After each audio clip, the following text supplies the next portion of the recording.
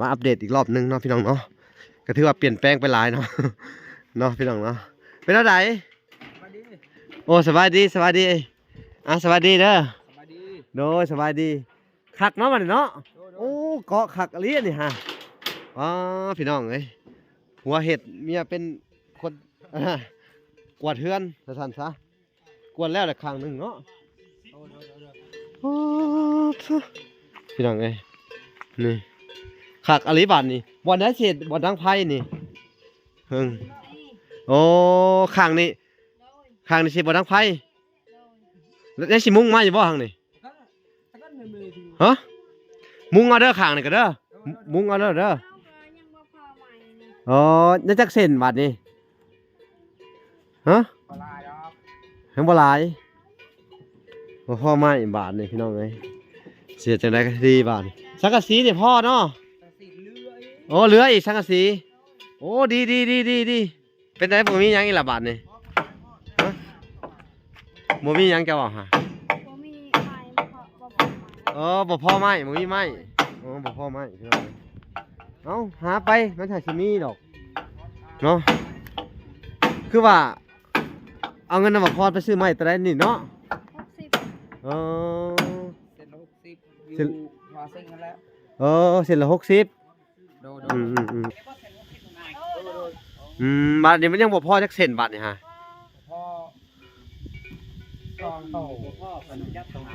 บ่พอ2โต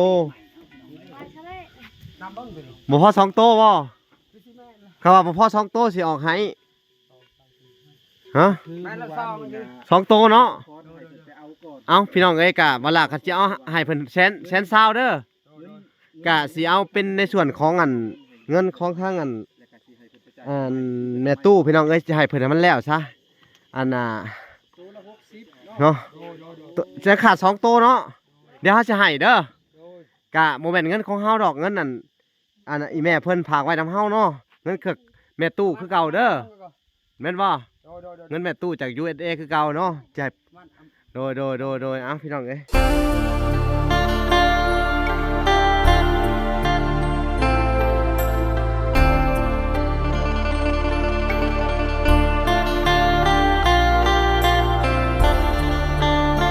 พี่น้องเอ้ยหลังจากซื้อเครื่องให้ทาง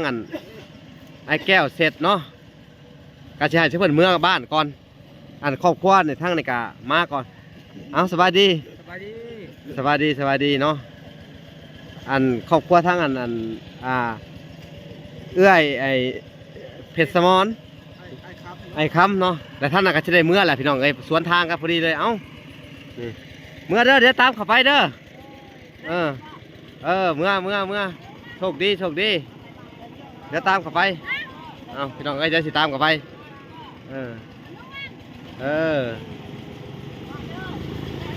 พี่น้องเอ้ยก็จะได้มาอัปเดตทางครอบครัวเพิ่นเนาะเป็นจังไดอยู่ดีมีแฮงเนาะเอาสบายดีอีกครั้งหนึ่งอยู่ดีมีแฮงเฮ็ดสิแล้วเหรอบ่เฮ็ดครัวฮะยังขาดไม้เนาะกับไม้บ่พอก็เลยโดยเนาะไม่แพงเนาะคือว่าบ่พอนั่นซื้อแป้งให้อยู่บ่แขวคือดำได้มาซื้อเอาไม้ก่อนเนาะสำคัญแล้วช่วยกันมาดิปลูกมันเนาะเอาอะไรก่อนเนาะพี่น้องเอาไม้ก่อนสำคัญไปได้เนาะเอาไม้ก่อนเห็นมันแล้วเฮ็ดครัวเนาะจังว่าแปลงพันธุ์เนาะแม่นมันก็บ่ได้ปลูกมาแหละใส่เกลือคือเขาเว้าแหละใส่เกลือถูเอาน้ำใส่แล้วเกลือนะยิงแขวด้วยหนึ่งเอ้าพี่น้องไอ้บ่หยอกแล้วเนาะแขวเรากับขาวอยู่ดอกบ่ได้ดำเด้อบ่หยอกโอ้เป็นหยังพี่น้องเอ้ยเนาะอารมณ์ดีครอบครัวอารมณ์ดีพี่น้องเอ้ยขยันทั้งคู่แล้วสิแล้วเนาะพากันเฮ็ดเฮือนเนาะพากันเฮ็ดขี้ไผ่ได้จักเปอร์เซ็นต์แล้วนี่ได้จักเปอร์เซ็นต์แล้วเฮือนน่ะ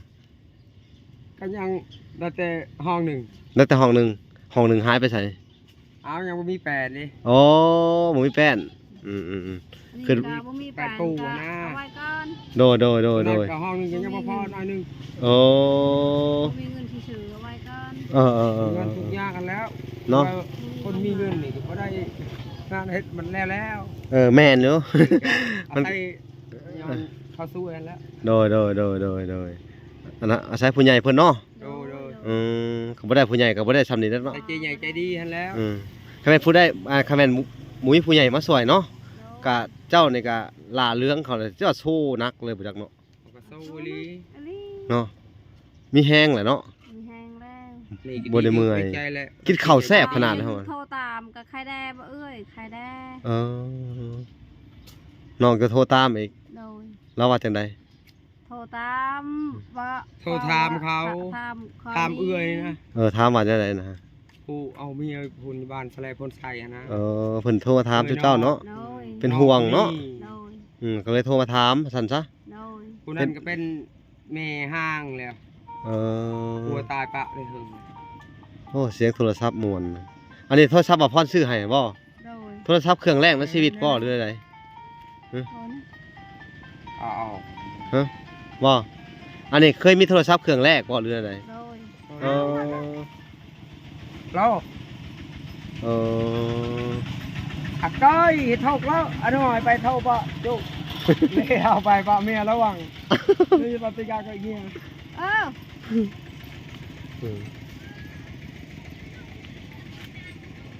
โอ้ยเบาเลยโทรจะ อันนี้ก็ ไเมียเราก็ต้อง อันน่ะพี่น้องเอ้ย จะส้ม กระแตบเพิ่นก็ใช้โทรศัพท์ได้ตรงกันนี่กระแตบเนาะ จะส้ม พี่น้องเอ้ย ไปเลยอะลองcái chỗ đông u tới ta tục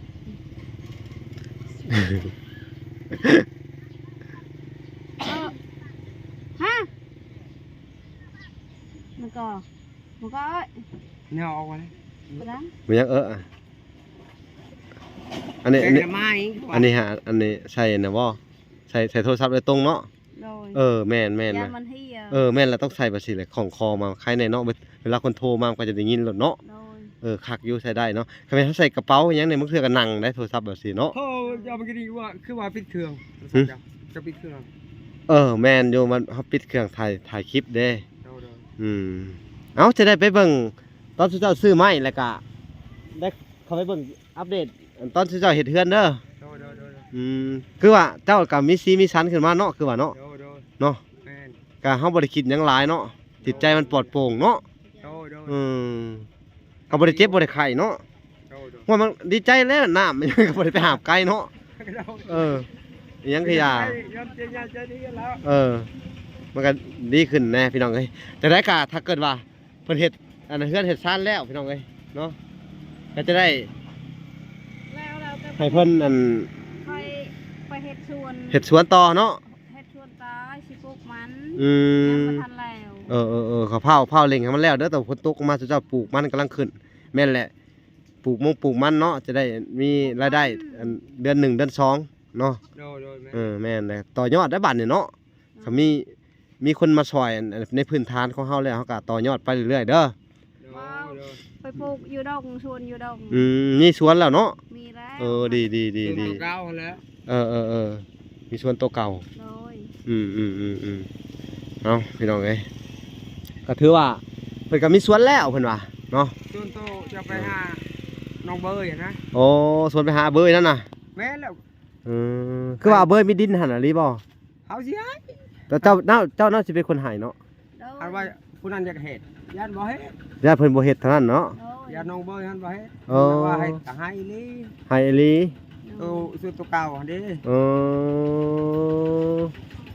โด ก็มีลี มีอีหลีเนาะ โดแม่ ทางได้หลายเติบแล้วบ่เพิ่นคือว่าเพิ่นทางได้หลายเติบเพิ่นบ่ ตัวเก่าหั่นนะเอาสิให้น้องเบย ให้ตัวเก่า โดย ประมาณมุง80คูณ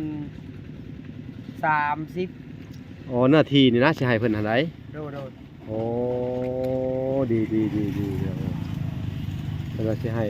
80คูณ30พี่น้องเอ้ยเนาะถือว่าหลายเติบได้สำหรับเนาะ โดนั่นแหละ พี่น้องเอ้ยคนเดียวก็เฮ็ดบ่อยากไหว้พุ่นแล้วเนาะ ไว้หัก บ่ไหวแล้วผู้เดียว ไหวบ่ไหวหักบ่ได้เฮ็ดก็อาเมียนหักอันนี้ก็น้องบ่มีก็ปันกันให้น้อง ว่าผู้นั้นอยากเฮ็ อื ด ม อ้ามอยากเฮ็ดก็ โอ้ น้องบ่มีก็ปันกัน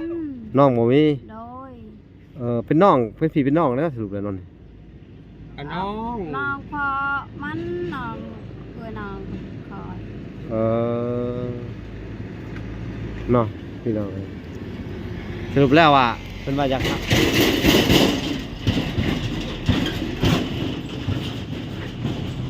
เพิ่นอยากให้ดินเนาะอยากให้ดินท่าเบยพี่น้องเอ้ย สบายดีเลยสบายดี สบายดี สบายดีบ่ล่ะบ่ โดยสวัสดีบ่น้อย ได้ เพิ่น มา นะ ได้นี่คือได้มาคุมมาพ่อกันคืนทำกันคักแท้อันนี้บ่ เพิ่น เป็นจั่งใด เพิ่นนัดมาซื้อไม้นัดบ่พรมาซื้อไม้ มาซื้อไม้บ่ โดยกล้าไปต่อโต้เพื่อนเพิ่นหั่นแหละ บ่น้อยเอ้ยอืม เติมเพื่อนตีซานเพิ่นแล้วเนาะ ชานเพิ่นนั่นแหละโดย โดนนั่นแหละ อืมเอาพี่น้องเอ้ยพี่น้องเอ้ยเพิ่นว่าสิมาเอาไม้เนาะ โดย แต่ว่ากับบ่มีไม้พี่น้องเอ้ยบ่มีเพิ่นขายไม้สงสัยต้องเฮาไปสั่งอันนํคนอื่นอีกเนาะ โดย พี่น้องเอ้ยสิได้กลับคืนเนาะ โดย เดี๋ยวกลับคืนเดี๋ยวช่วงเฮาก็สิได้ไปอันแวะสอบถามเจ้าอยู่เฮือนอยู่ชานเพิ่นแหละเฮาก็สิได้เข้าไปทางอันไอ้แก้วน้ำแน่เนาะทุกคนก็จะให้เจ้าพาเข้าไปเด้อสิพาเข้าไปถ่าอยู่ในผู้พาก็ไปเฮ็ดหยังน่ะฮะ กินน้ำ พวกจะไปกินน้ำเนาะ โดย โอ้อุตส่าห์ขี่รถมาอันไกลเติมเนาะเอ้าบ่มีก็บ่เป็นหยังเนาะ โดย เอ้าไปพ้อกันอยู่เฮือนเจ้าเด้อ โดย เอาโอเคนะพี่น้องทั้งว่าลาอะไรก็ทีมงานบ่พอนี่ก็จะได้พากันเข้าไปหาเพิ่นอยู่เฮือนต่อพี่น้องเอ้ยโอเคไปพอกันอยู่เฮือนพุ่นแหละพี่น้องพี่น้องเอ้ยโอเคเนาะพี่น้องเนาะบ่ละก็เดินทางมาฮอดเฮือนซานเพิ่นก็มาอัปเดตอีกรอบหนึงเนาะพี่น้องเนาะก็ถือว่าเปลี่ยนแปลงไปหลายเนาะ เนาะพี่น้องเนาะเป็นจังได สบายดี โอ้สบายดีสบายดีสบายดีเด้อ สบายดี โดยสบายดีคักเนาะมันเนาะโอ้เกาะคักอะไรนี่ฮะพี่น้องเอ้ยหัวเห็ดเมียเป็นคนกวาดเฮือนสั่นซะกวาดแล้วแต่ครั้งหนึงเนาะโอ้พี่น้องเอ้ยนี่คักอะไรบาดนี่บ่ได้เศษบ่ดังไผนี่เฮิงโอ้ข้างนี้ข้างนี้สิบ่ดังไผแล้วได้สิมุงมาอยู่บ่ข้างนี้ ถ้ากันไม่มีที่ ฮะมุงเอาเด้อข้างนี่ก็เด้อมุงเอาเด้อเด้อ น้องก็ยังบ่พอใหม่นี่ อ๋อยังจักเส้นบาดนี่ฮะ ปลาดอก ยังบ่หลายบ่พอไม้บาทนี่พี่น้องเอ้ยเสียจังได๋ก็ดีบาทนี่สังกะสีนี่พอเนาะ สังสีเลื่อย โอ้เหลืออีกสังกะสีโอ้ดีตัวพี่น้องเอ้ยคักนี่สิแล้วแหละสองพ่อเมียเพิ่นก็ซอยกันขนาดเนาะเฮ็ดสองคนนี่บ่ โดย โอ้สบายดีเอ้ย สวัสดี สบายดี คักเนาะนี่พี่น้องเอ้ยนี่พี่น้องเอ้ยเธอเฮ็ดใหม่นี่ก็สิดีขึ้นแน่ๆนิดนึงเนาะเฮ็ดใหม่พากันเฮ็ดสองคนเลยเนาะต่ำสูงแน่ก็บ่เป็นหยังก็โอเคเนาะเป็นไดบ่มีหยังอีหละบาดนี่ฮะบ่มีหยังจะบอกฮะ บ่มีไม้บ่พอใหม่ บ่พอไม้บ่มีไม้บ่พอไม้พี่น้องเอ้าหาไปมันถ้าสิมีดอกเนาะคือว่าเอาเงินนำบ่พอไปซื้อไม้แต่ได้นี่เนาะ 60 เออ เส้น60อยู่พอเส้นกันแล้ว เส้นละ60 โดน โอ้มันแดดเลยพี่น้องเอ้ยสิได้บาทนี่นี่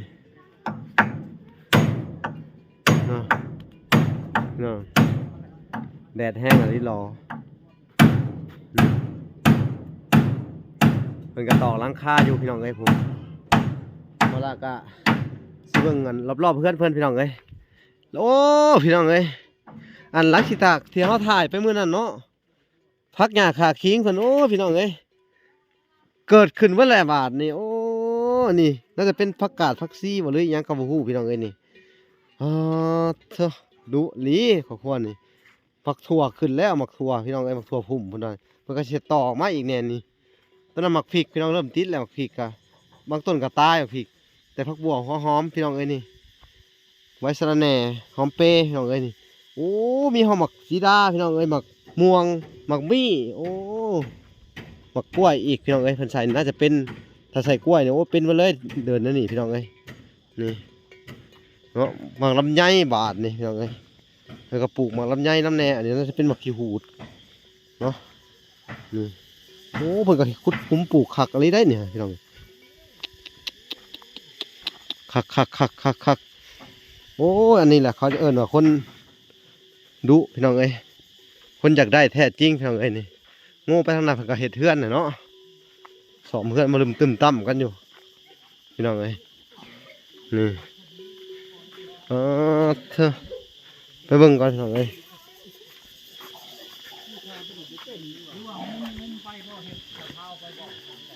ประมาณเอาเลยนะ สวัสดีสวัสดีบ่พรสวัสดีบ่น้อยโดยกะ ดูอันนี้นะเครื่องปลูกเพิ่นขึ้นมาแล้วบ่พรเลย แม่นเพิ่น เออ ซื้อมาปรับเพิ่นก็เฮ็ดเลย อันนี้แบบคนอยากได้อันนี้เนาะคักอันนี้อยากได้อันนี้เนาะ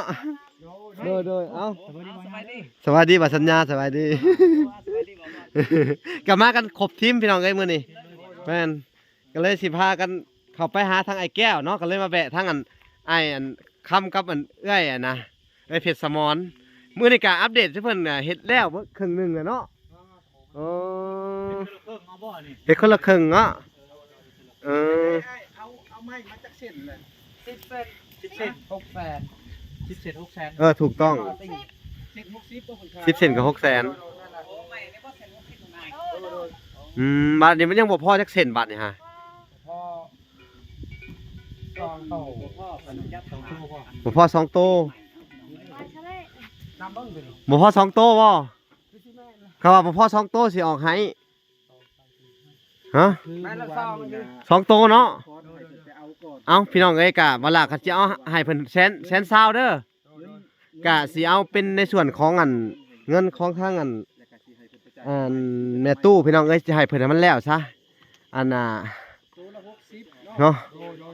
จะขาด2โตเนาะเดี๋ยวเฮาสิให้เด้อ โดย กะบ่แม่นเงินของเฮาดอกเงินนั่นอีแม่เพิ่นฝากไว้นำเฮาเนาะเงินคือแม่ตู้คือเก่าเด้อแม่นบ่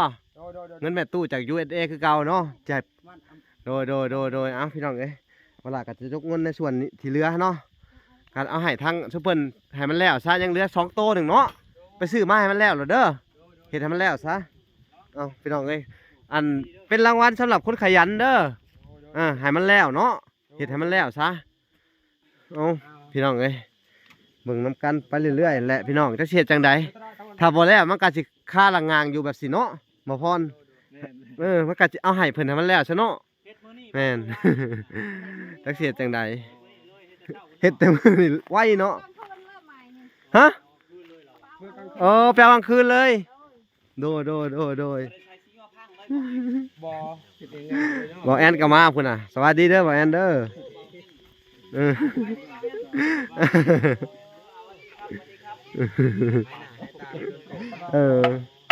เบิ่งพี่น้องเอ้ยแต่ได้กาสิช่วยเพิ่นทำที่ช่วยได้เด้อเนาะทำนี่ก็เกือบแล้วแหละเนาะซื้อแล้ว พี่น้องเอ้ยครั้งแรกเดี๋ยวแนมให้เอง ซื้อเลยเง่งอยู่ซื้อเง่งอยู่ จัดไปพี่น้องเอ้ยเนาะแต่ในส่วนของเงินแม่ตู้ก็สิได้มอบให้เพิ่นเนาะที่เหลือพี่น้องเอ้ยเนาะ จากแบบใดฮะ โอ้ ถ้าแต่น้ำมันคอขึ้นมืด 2ที่ขึ้นบ่โอ้ก็เลยขึ้นน้ำ นับแต่ส่งเสื้อ เขา ขายบ่คือการ เขาบอกเป็นคนว่า2ที่ขึ้น แม่นเพราะว่าช่วงนี้น้ำท่วมนี่มันก็เลยมันหุดน้ำท่วมช่วงนี้เลย เอาพี่น้องเอ้ยจักสิว่าจังได๋สิขึ้นไปเบิ่งก่อนขออนุญาตขึ้นไปเด้อมันได้สิฮักบ่จักว่าพี่น้องเอ้ยอีหล่ากินหยังน่ะสบายดีลูกสบายดี สวัสดีล่ะ กินหยังเนาะโอ้ได้ได้เป๊ปซี่บ่ล่ะเอาให้ไปกินนี่พี่น้องเอ้ย เขาก็เลยหมักสลิดเราถูกกินนี่เปิ้นเนาะ โอ้บ่แม่นเนาะ กินนี่เป็นเลย บัดนี้มันก็สิกว้างขึ้นได้เฮือนซานเพิ่นพี่น้องเอ้ยถ้าเกิดว่าเฮ็ดทางนี้ เนาะตะกี้เพิ่นมาดังไฟอยู่ไสนี่แน่นนี่มาดังไฟอันนี้นี่ใจกลางเพื่อนเลยเห็นบ่จนดำคือลือเลยพี่น้องเอ้ยนี่ แม่น ก็เลยว่าแก้ปัญหาให้เพิ่น ก็สิดำอีกได้บ่ เครื่องอยู่เครื่องนอน บ่ได้ ดำเบิดเลยเดี๋ยวบ่เป็นตาอยู่เลยพี่น้องเอ้ยอันนี้เพิ่นก็มีอันจากผู้ใหญ่ใจดีซอยมาผมแพ้ปกก็มีขึ้นแล้วเด้บัดนี้พี่น้องเอ้ยเด้ก็ถือว่าดีขึ้นแล้วนี่พี่น้องเอ้ยเนาะตะกี้อันนี้บ่ดังไฟอยู่นี่นะตะกี้เนาะเนาะเอ้ย ไปการเขียดเนี่ยฮะ ไผไปก้าน พัวคอย โอ้ ได้บ่ บ่ได้ โอ้ ก้านเขียดบ่ได้เนาะปานนี้เด้ออัดไว้เด้อตัวนี้ก็เด้ออัดเด้อแล้วให้ประตูใส่เรียบร้อยเด้อเฮ้ยพระธาตุมันยังมีนี่ใช่ พระธาตุใส่นั่น โดย เอ้าก็มีแต่ว่าเฮ็ดดีๆบัดนี้นี่พี่น้องเอ้ยขึ้นมาทางเทิงกะโอ้มันก็กว้างขวางน่ะเนาะกว้างอลังการขึ้นแล้วบัดนี้เฮ็ดเป็นเนาะเจ้ากันเนาะโดยที่บ่ได้จ้างสร้างเลยเนาะ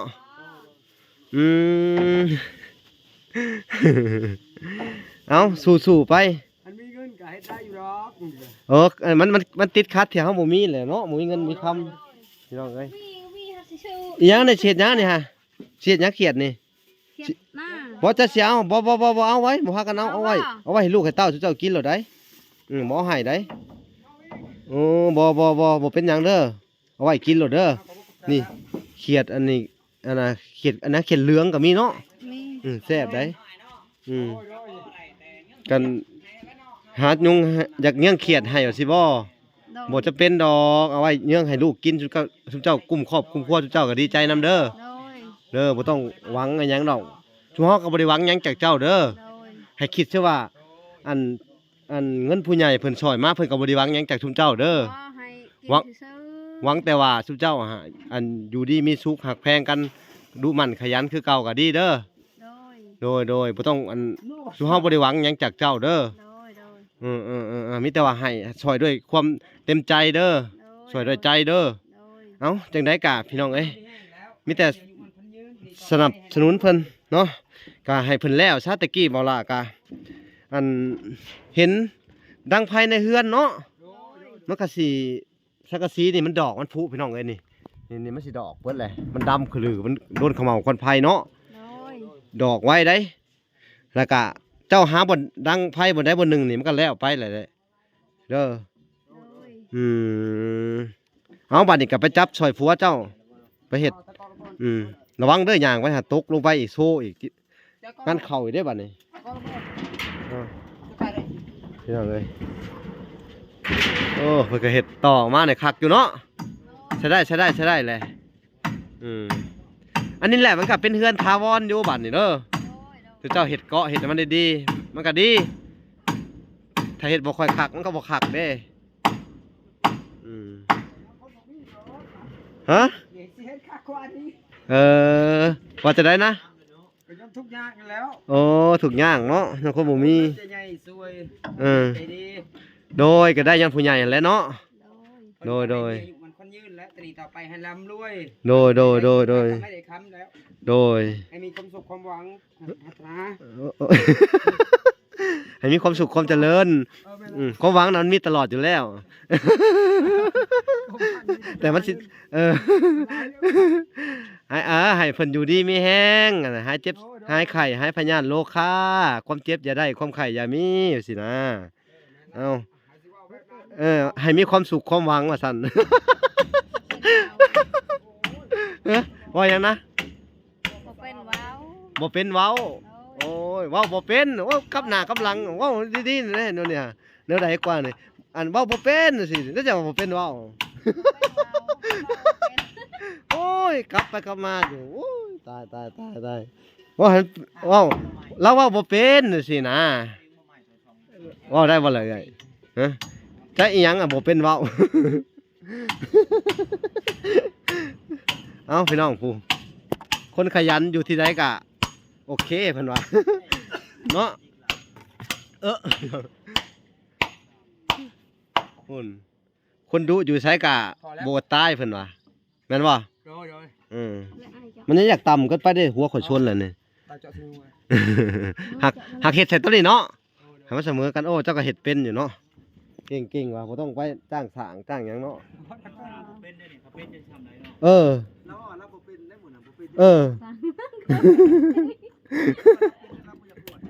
เออแสดงว่าเฮ็ดเป็นอยู่แต่หาว่าคนฉลาดบ่อยากอวดเพิ่นว่า แม่นบ่อ้าย โดย ใช้เขียดทันใดไล่บ่ อืม ไปเงี้ยมันขึ้นนี่บ่ เลย พี่น้องเอ้ย ค่ะ เฮ็ดงามเลยใดเพิ่นเฮ็ดตรงอยู่พี่น้องเอ้ย เท่านี้ใหญ่เด้อบ่ล่ะ หึ ใหญ่ แม่นเขียดใหญ่เด้อ กินก็อา เขียดเหลืองโอ้ย ไปสิใส่ถุงให้ บ่ซุเฮาบ่ได้หวังกินอีหยังนะซุเจ้าเด้อคือเว้าแหละเอาพี่น้องเอ้ย มันหน่อยเนาะ อืม ก็หน่อยทางบ้านให้พี่น้องเอ้ย คักเลยยิ้มแย้มแจ่มใสเนาะหน้าซื่นตาบาน หมอตอนน่ะหาเป็นได้เอื่อยเว้าสู่ฟังหน่อยดู เต้าเลยบ่ เสาแล้ว เราเป็นหลงยัง ขาดเลือด อ๋อขาดเลือด เลย อืม เฮ็ดบ่มาตอนน่ะเฮ็ด ขาด สิเงาๆเนาะ ขาดเลือดขาดสารอาหารเนาะ เลย ยังนี่ผัวหาเนื้อกบเนื้อเขียดให้กินอาหารมันก็สิขึ้นมาอยู่แล้วเนาะ อาหารกันเนาะ สารอาหารก็เพิ่มขึ้นแล้วเนาะ พี่น้องเอ้ย ต้องดุ เขียดยังนี่น่ะเขียดตะกาดบ่นี่น่ะ อันเขียดเหลือง เขียดเลื เรื่ อ อง งนี่ตัวนี้เหรอ เขียดเหลืองเลย อืม อืม เฮ็ดอยู่ซี่มันบ่แม่นนี่ซี่มันนี่ เป็นไข่เขียดตะปาดเนาะ ดู พี่น้องเอ้ย เขียดตะปาดบ่เจ้าก็กินบ่เอื่อย กิน อ๋อเขียดตะปาดจับจุดทึกต้นใหม่ได้ กิน เฮ็ดอะไรคันเฮ็ดนั่นแหละคือจะเอาบ่ มันก็เอาง่ายเลยเนาะเขียดตะปาดแต่ต้นไม้ เขียดตะปาดเขาเห็นเขามีวิธีกินของมันแบบนี้อย่าให้บาปอย่าเว้นเนาะ ยำเดือนเก้าเดือนสิบมีอยู่ แล้วมันสิลงมาไข่บนเดียวขอบ นี่ รอด ซ้ำนี่มัน ฮะ ลายกว่าเขียดนาอีก เนื้อวิธีกินของมันเขาเห็นอันทั้งอันแข้งขมวนเพิ่นกินแทงอันเมืองกินบูนบ้านนั่นน่ะเด้อบ้านบ่แนงเพิ่นกินแบบนี้สิว่าพัง กินไปได้ เพิ่นไปจับมาแล้วก็มามันแอวมันยันไข่มันออก แต่ละแม่นนะแม่นบ่ถ้าเฮา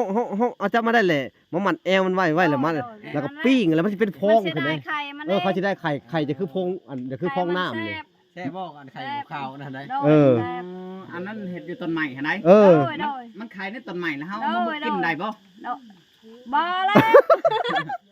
มันสิกินได้ใน โอเคแล้วพี่น้อง อันมันยังอยู่ในท้องมันหั่นนะเอ เอ อ อถอก็กินได้ แหละเฮาเอาเสือกหัดแอวมันบ่ให้ไข่มันออกว่าสิบ่ บ่ แล้วก็เฮาจังปิ้งมันนี่บ่ โดย และไข่ข้างในมันจะเป็นพองเนาะนี่คือพองน้ำเนาะ โดย เวลาเฮามากินหย่ำเฮากินน้ำเพิ่นพี่น้องเอ้ย โดย เจ้า แซ่บ กิน อยู่ คือกัน กินตัว แซ่บ เขาพากิน มันเป็นท้องหนามนะ มันจะคือพองน้ำนี่ไข่มันน่ะเขามันไหน เกี่ยวเข้าไป โดย เฮาก็ลองชิมเบิ่งซื่อๆดอกดำโตนดำใดนี่น่ะ อ๋อบาสัญญากว่าอยู่แล้วดำโตนี่ ว่าหูบาลาดิอยู่เนาะ เอ้าจังได๋ก็อย่าเนาะ แต่เฮาบ่กินได้แค่ตะปาด เออ เพราะว่าเป็นจังจะเอาบ่กินบ่ มันแซ่บ อืม มันย่านมือมันบ่ ยันมือมัน มันเหนียวเนาะ โดยโดย กอดนี่บ่แม่นว่าเว้าได้ เออ ซุมือนี่บอกตรงๆเลย อืม คอยปุ๊บบ่จักถีบเลย รบหยังนะ เขียดตะปาดฮะเขาหยาดไหน ฮะ ยานมันโปะ ย่านมันโป๊ก เขียดตะปาดกอดนี่เขาหยาด โอ้ยมัน จักแลนเลยคอย แล้วเธอก็จะเว้าแปลกกันบัดนี้เอ้า หนึ่งเขียดตะปาดช่องปิ้งซ้ำบ่งกะเล่น อืม ซ้ำอันนี่คืออันบ่ให้ไก่คอย แล่นเลยบ่ โอ้ยบ่ได้ปุ๊บมันฮะ เออ บางคนก็ยันขี้เกียจไปจังซั่น ยันนั่นยันนี่ยันยังงอ เออ บ่ยันยันยังก็ยันเขตตะปาเป็นยังคือว่ายันเขตตะปา ยันมือมันแปลว่า ยันมือ จับคือกับแก่นี่ละคือยันจับได้ไหม นั่น อันยืง อืม ขั้นขาก็กินเนาะ กิน กินบ่ ให้เสียแล้ว อันจะเคยกินบ่อัน กิน ขออนุญาตนะพี่น้องบ่เรื่องขี้โกะอิหยังหั่นน่ะกินบ่ พี่โกะล่ะเคยกิน เคยกินเนาะ ไม่ได้รสชาติ เออ ตะลั่วแม่นบ่สิโก เออ ตะลั่ว มันเคยกิน ตอนเคยกิน ได้กิน เขาไปเฮ็ดได้กินเอา ปิ้งเอา ปิ้งเอา ใช่ยี่บ่ขี่มัน บ่ เอ้าเคยกินมัน แซ่บอยู่บ่อืม มันหลาย บ่ลิจะ เอ กิน อ โกน่ะเคยกินจะเถื่อ เคยกินหมีเวลาหมีก็กิน บ่จะเถื่อเลยกินมา 2 3เถื่อ บ่น้ำเถื่อ บ่ได้ว่าเขาต้องเทื่อกับมันตลอดเลยแหละก็หมายความว่าเวลาเฮาบ่มีของกินเนาะ อันบ าวสัญญาก็คือกินเพื่อนสิโกะนี่ เอาไง เพราะว่าอันช่วงนั้นเฮาอยู่บ้านนอกเนาะเอ้ยเนาะ เราได้ อยู่บ้านนอกแล้วเฮาจะเป็นแบบว่าเด็กหน่อยไปหายิ่งหันยิ่งหนียิ่งตะปอกตะป้อม มาจีใส่ไผ มาจีมันเป็นน้ำมันคือละว่าสิโกะ น้ำมันลาย น้ำมันหลายเนาะ ขี้โกะกับแก่จะแสบเนาะ แซ่บ อาหารโปรดเลยเด้อทางว่าเนาะ โดย แซ่บ แสดงว่าอันซัดที่ว่าเฮารังเกียจหรือว่าเฮาขี้เดียดแซ่บสิคั่วเนาะ อืม ขี้ก็ฆ่ากันแหละเนาะ เออ เจ้าคอยก็เคยกินขี้ฆ่า อันเด้ว่าไปว่ามาเคยกินเบิดเลยนี่ บ่เคยกินอันอันขี้เจ้าเคยกินอันฆ่า เออ นาเล่าเนี่ยก็สดใสแบบ เออเราดีขึ้นแล้ว ตอนนั้นหันเจ้าอันที่บาสัญญามาสัมผัสตะกี้เนาะเห็ หน้าดำขำเครียดเนาะ โอ้ยลี่พี่น้องอ้ย เจ้าเงาได้สิคุยเนาะจะมีความถูกข์ในใจร้ายแมันบ่ จะค่อยให้ เออ เรียนในเศร้าหรือบ่หาย อืม เศร้าแล้วสะดวกในใจ เออสะดวกในใจ อันนี้ได้น้ำข้าวบอลาบ่พอนบ่นี่หามบอลา โดย โดยแม่น จังได้ก็ขอบใจทาง อันนั้นของอันจากของอันแม่นะเพิ่นอยู่ทั้งกรุงเทพอันจากช่องบ่พรอืม ทางกะซี่นี่แม่นบ่บอลาแม่นเพิ่น โด เนาะ ย แม่นถ้าสีกะเฮามอบเป็นเงินให้เพิ่นมาเกาะตัวนี้ สังกะสีกับแมนอันนี้กับแมน โดย มาดานแล้วก็แมนตะนางอีก โด อืม ข้าวกินอีก โอ้ เครื่องประหม โอ้ ปาดแมน แสดงว่าอันเพิ่นช่วยเจ้าเต็มที่เนาะ เต็มที่ โอ้ยโดยขอแต่เป็นคนดีเด้อ โดย โดย จัง เอา ได้ก็สู้ๆไปเอื้อย สู่ไปเด้อ เฮาได้ซำนี้เฮาก็ต้องสู้ไปเพราะว่าอันบ่แม่นว่าเว้าใส่กันเนาะบอลา โดย เพิ่นช่วยก็ซ้ำเพิ่นช่วยได้เฮา แม่ ต้ น องบุกบื้นเอาเองอีก บัดต่อไปกะคล้ายๆคือว่าเพิ่นช่วยบรรเทาทุกข์เบื้องต้น ให้มันแล้ว แม่น ค่อยสิมาเฮ็ดสวนสิปลูกมันมาได้ปลูก โอ้นั่นแหละ ในดงหั่นเด้ โอ้ยดีพากันพากันไปเฮ็ด โอ้วางไป แม่ หาน แม่ บ่ น ได้เห็นบ่ โดยหักบ่ได้ปลูกเขาก็ปลูก โน่ แล้วก็ยังมาแล้ว แม่ นั่นแหละคือข่อยว่านั่นแหละอันคนเฮาเพิ่นกับซอยบรรเทาทุกข์เบื้องต้นเนาะคือหมายความว่าเพิ่นซอยอันปูทางให้เจ้าซำนี้เนาะเจ้าก็ดูแลรักษาเอาต่อไปเพราะว่าคนเฮาเพิ่นก็บ่ได้มาซอยเฮาได้ตลอดเนาะเพราะว่าเฮาก็ต้องกุ้มเฮาเองตลอดมาคือที่ผ่านมาแหละเนาะ อันนี้คือ ในส่วนเจ้าที่บ่มีแม่นบ่เจ้าทุกข์จ้าแก้วบ่มีเพิ่นก็ซอยไป แล้วก็ซอยให้มีอยู่อันมีเฮือนอยู่ถาวรแล้วก็มีบ่อนทำกินมีน้ำมีหยังก็โอเคและสำนี้มีแต่สู่ต่อไปเด้อ หาเอง เอ้าพี่น้องเอ้ยเป็นกำลังใจให้คือเก่าเด้อ มีการน้ำมันสิเฮ็ดนาก็บ่มีอันนี้ก็เฮ็ดให้แล้วยังไปรับจ้างเอา เออไปรับจ้างเอา รับจ้าง น้ำมันสิเฮ็ดนานี่บ่มีเงิน โอ้โดยเอ้าเดี๋ยวเฮาเวลาสิได้มอบเงินนั่นให้เพิ่นในส่วนของอันเวลาอีกครึ่งหนึงในซอยเป็นไม้อีก2เส้นเนาะเฮ็ดให้มันแล้วเด้อ โอ้ เอ้า ดีๆบอลา จะได้อันก็ดีใจนำบอลาเนาะ แม่น บ่ได้ปลูก อันน่ะเส้นละ60 2เส้นก็120,000เนาะ เส้น30สองเส้นละ60สองเส้นก็เส้น30 แสนสฮะ